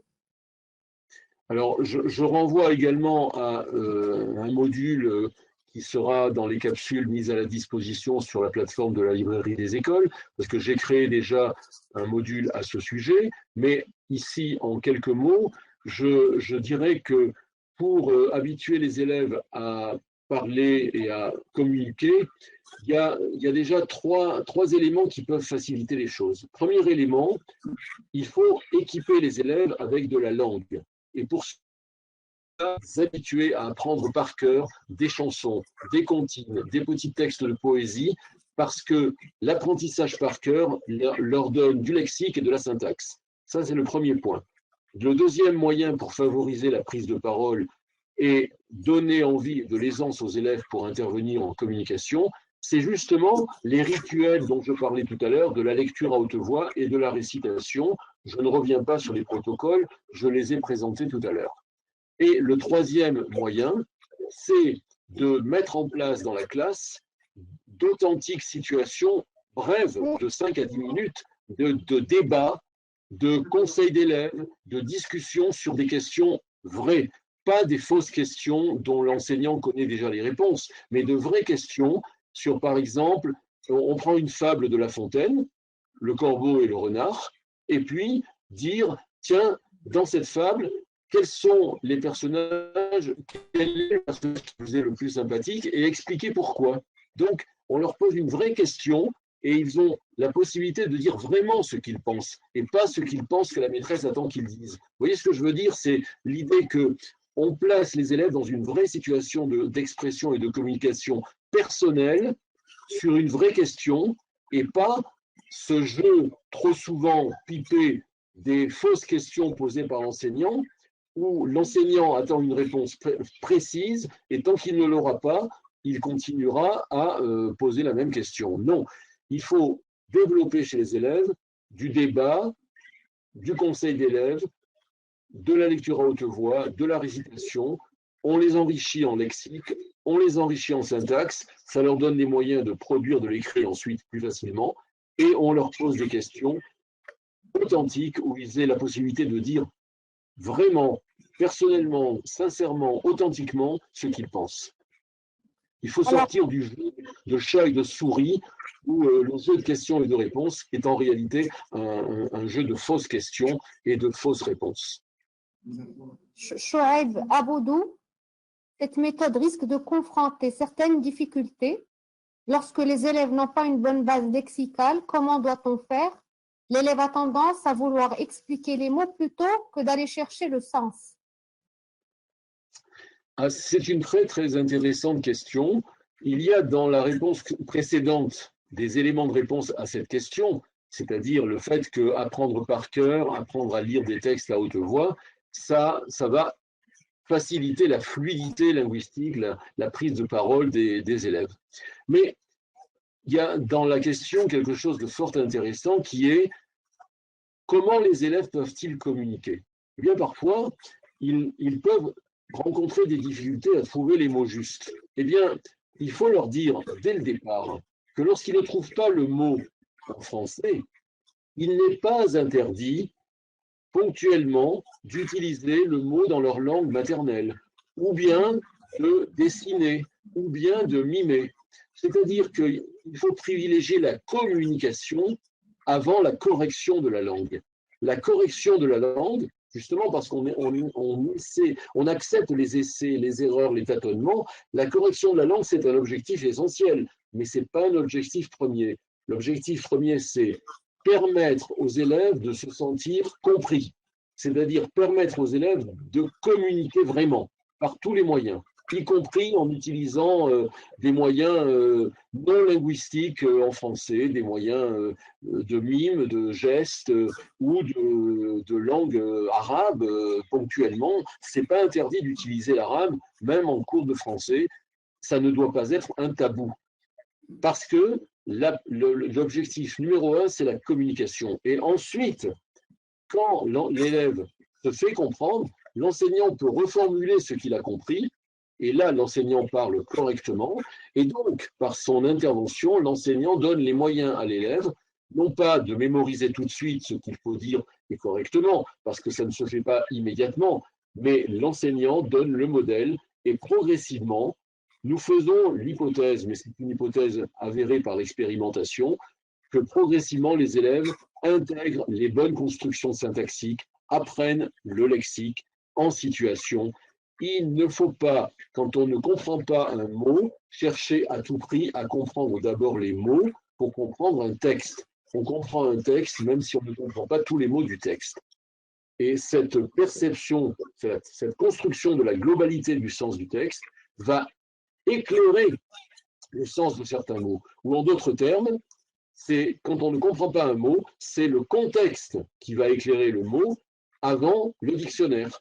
Le dictionnaire, il est utile, mais dans un second temps.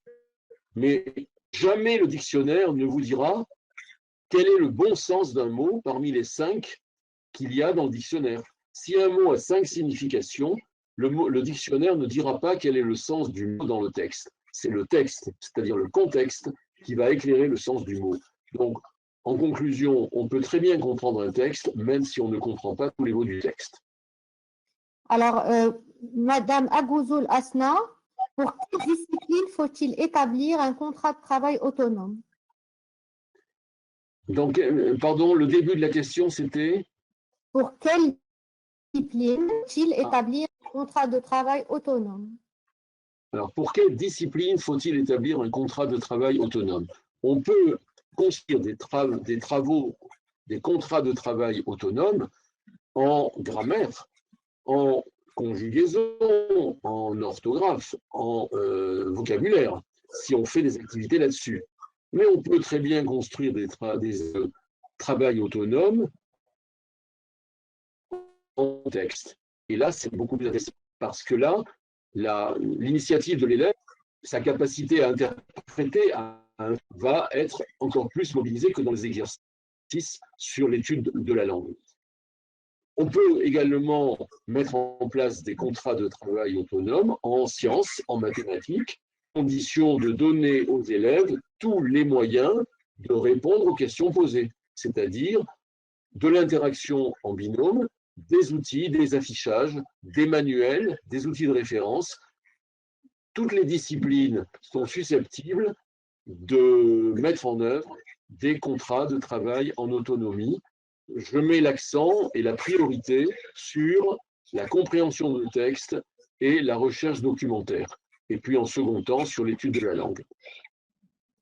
Alors, autre question de Najat El-Haraichi. Je fais une séance juste pour la lecture. Est-ce que c'est évident? Et une autre de Ikram Lamchashti. Est-ce qu'il faut commencer avec la lecture magistrale ou les audios? Pour un texte nouveau, bien sûr. Alors, je crois que l'esprit de système est toujours, comment dirais-je, une fermeture dommageable. Donc, il ne faut pas dire c'est ça ou c'est ça. Il y a dans la lecture magistrale quelque chose de précieux, quelque chose de charnel, d'émotionnel. La présence physique de celui qui lit le texte, c'est l'enseignant. La lecture magistrale, c'est la meilleure façon d'entrer, de faire entrer les élèves dans la mémoire, l'inférence, l'imagination et la compréhension. C'est la meilleure façon.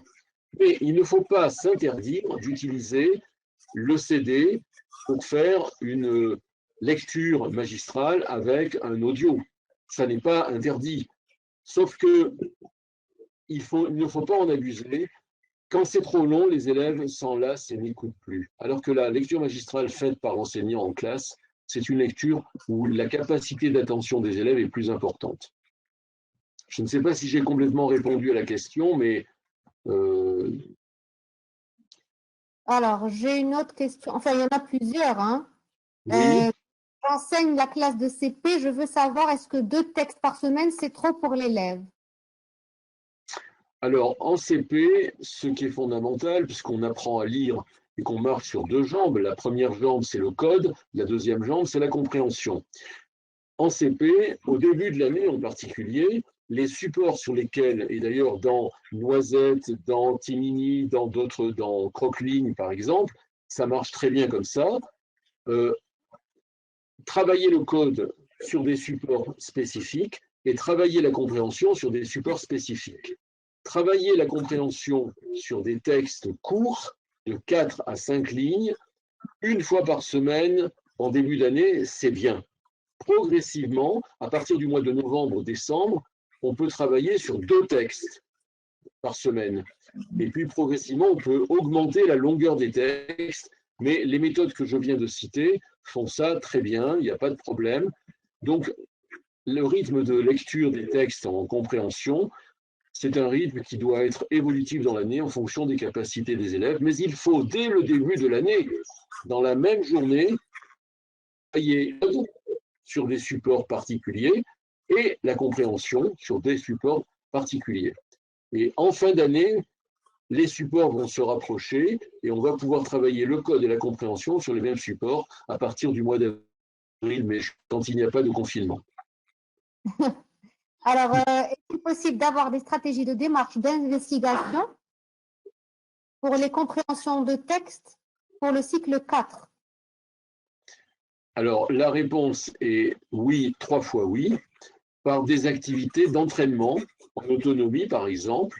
On peut, par exemple, dire aux élèves, voilà, vous lisez le texte, alors en cycle 3 ou en cycle 4, un texte peut avoir 20, 25 lignes, 30 lignes éventuellement, mais pas plus. Hein.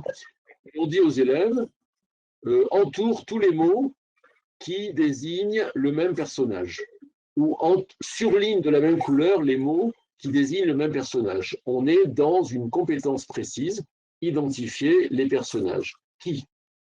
On peut continuer à travailler de manière précise et en autonomie sur des compétences fines de compréhension. Par exemple, on peut mettre on peut donner un texte à lire, et après le texte, on dit, voilà, cette histoire se passe, et là, on va donner plateforme, 182 devinettes pour le travail sur les inférences, mais on peut faire des devinettes soi-même très simplement.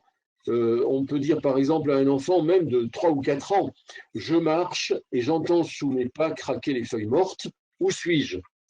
Et là, les élèves peuvent répondre très facilement dans la cour de récréation, dans la forêt, dans la rue. En quelle saison sommes-nous? En automne, parce que les feuilles sont craquantes, etc. Vous voyez, on peut faire des devinettes à partir de situations extrêmement simples qui parlent à l'esprit de l'élève et qui l'obligent justement à inférer. Très bien. Il y a plusieurs questions auxquelles on n'aura pas le temps de répondre de temps. On a pensé que 2 heures étaient suffisantes pour pouvoir brasser le sujet et répondre aux questions de tout le monde. Je pense que la prochaine fois, on planifiera 2h30. D'ailleurs, on a planifié 2h30 aujourd'hui parce que je me disais qu'on pouvait éventuellement dépasser le temps imparti. En tout Moi, je cas, suis disponible, hein, je peux répondre, je peux prendre le temps si vous voulez, hein, il n'y a pas de problème. tu n'es pas fatigué? Ça Un va? peu, mais non, mais ça va, ça va. On peut demander un petit peu de 2 heures, il n'y a pas de souci. Parce que de toutes les manières, nous avons la possibilité de vous répondre. Parce que comme on a Oui. tous mail, eh ben, je vais envoyer les questions à Paul et il pourra vous répondre et nous transférer les réponses par mail et vous aurez les réponses à toutes vos questions. Des questions qui Avec reviennent, plaisir. des questions Oui. par rapport aux difficultés que peuvent rencontrer les élèves en classe. Il y en a qui demandent si hypnotiser était une solution. Ah ben non, sûrement pas. L'hypnose, c'est pas la bonne façon d'éveiller l'intelligence. Hein. L'hypnose, Voilà. c'est dormir.